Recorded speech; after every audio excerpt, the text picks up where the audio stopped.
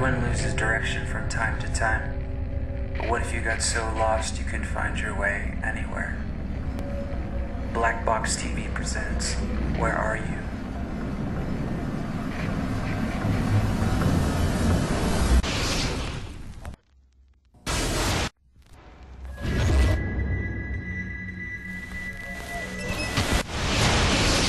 According to standard operating procedure, if an FAA flight controller notices anything that suggests a possible hijacking, the controller is to contact a superior. If the problem cannot be fixed within about a minute, the superior is to ask NORAD, the North American Aerospace Command, to send up or scramble jet fighters to find out what is going on. NORAD then issues the scramble order to the nearest Air Force base with fighters on alert.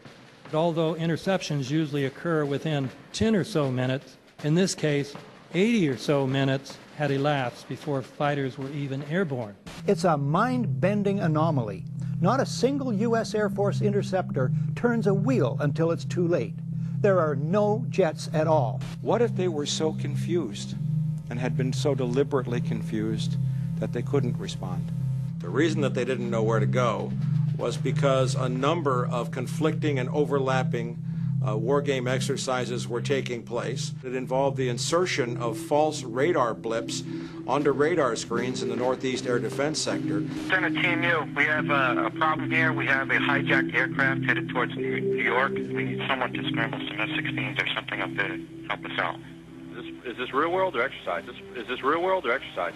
There was another exercise, Vigilant Warrior, which was, in fact, according to a NORAD source, a live-fly hijack drill being conducted at the same time. With only 8 available fighter aircraft, and they have to be dispatched in pairs, they were dealing with as many as 22 possible hijacks on the day of 9/11, and they couldn't separate the war game exercises from the actual hijacks.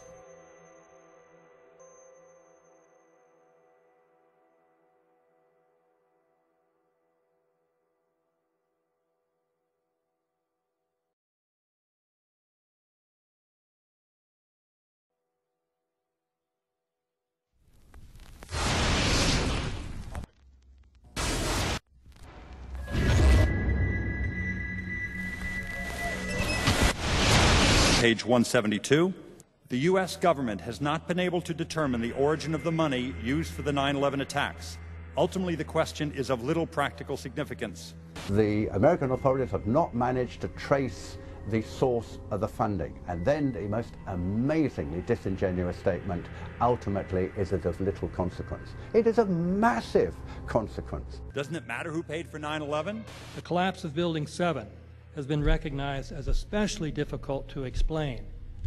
The 9/11 Commission report implicitly admitted that it could not explain the collapse of this building by not even mentioning it.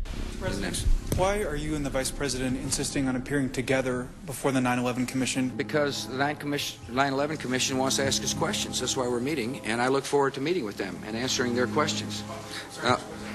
Why you're appearing together rather than separately, which was their request?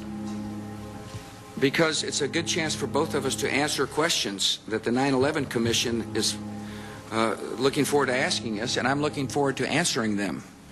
Let's see. Do you think they should be able to stand up and speak their own words? They should go under oath. They should be, yeah. In public.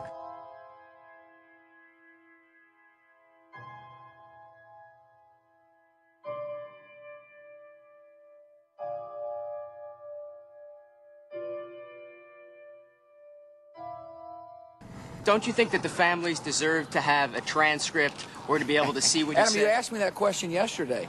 I got the same answer, yeah. The final report was a unanimous report. That means that if there was a single commissioner who had any objection about anything, that fact would be dropped from the report.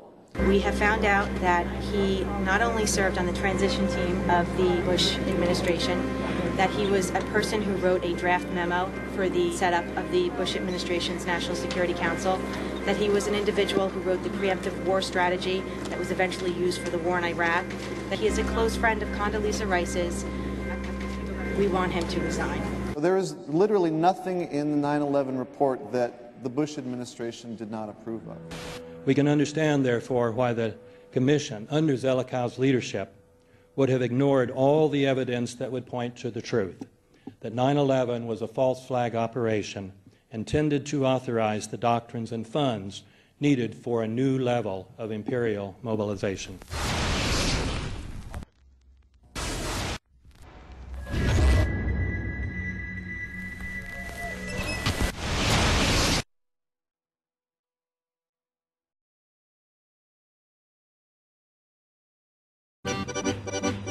Armed with knives, armed with chemical, biological, nuclear weapons. Fanatics, terrorists, September 11th. September 11th, killers, September 11th, terrorists. Terrorists of Al-Qaeda, terrorists, nuclear weapons, terrorists. 9/11, terror, terrorist, evil. September 11th, September 11th. The terrorists, war and danger. September 11th, terrorism, global terrorism, terrorism, terrorists. Terrorists, terrorists, terrorists, terrorists, the terror. Terrorists, terrorists, terrorism. September 11th, global terrorism, terrorists. Terrorism. September 11th, world terrorism, terrorism. September 11th, global terrorism. September the 11th, terror. Weapons of mass destruction. September the 11th, September the 11th, terrorists. The evil terrorists, no. Terrorism. The words are hypnotically repeated. Terrorism, terrorist, terrorist threat, and of course, believed to be linked to Al-Qaeda. But it's the so-called war on terrorism that's in our faces practically 24/7 as the inescapable focus of our existence. One day, our grandchildren will look back on this time and ask, how was the war on terror won? The entire U.S. ruling class, ruling elite, comes to see terrorism as the preferred means, indeed the only means, to provide social cohesion, to provide an enemy image for the society to keep it together. According to neocon theory from Carl Schmitt, you have to have an enemy image in order to have a society. It's a very dangerous thing because now it means that the entire social order, the political parties, intellectual life, politics in general, all based on a monstrous myth. Monstrous myth.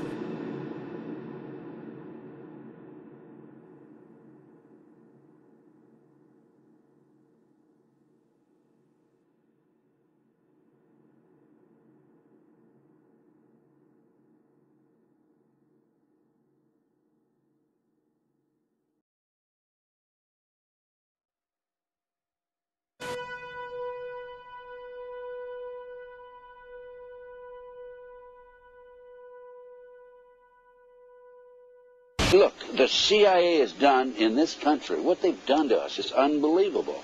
Look at the terrorist acts that have occurred. The CIA behind most, if not all of them. We had the Marine barracks. We had our embassy in Kenya. We had Pan Am 103. We had the USS Cole. We had Oklahoma City. We had the World Trade Center in 1993. That helped the terrorists blow up the World Trade Center the first time. They built the bomb. They got the driver's license. The informant, the FBI informant, a fellow named Salam, a 43-year-old former Egyptian army officer, he was given the assignment to put the bomb together. And he went to his supervisor, his FBI supervisor, and said, we're going to put a dummy bomb in here, right? And the FBI supervisor said, no, we're going to put a real bomb. The FBI actually carried out the attack on the World Trade Center in 1993. They actually hired Ahmad Salam and paid him $1 million and gave him real explosives, a detonator, and told him to build a bomb and to give it to the foolish people that he was controlling to allow them to attack the World Trade Center complex.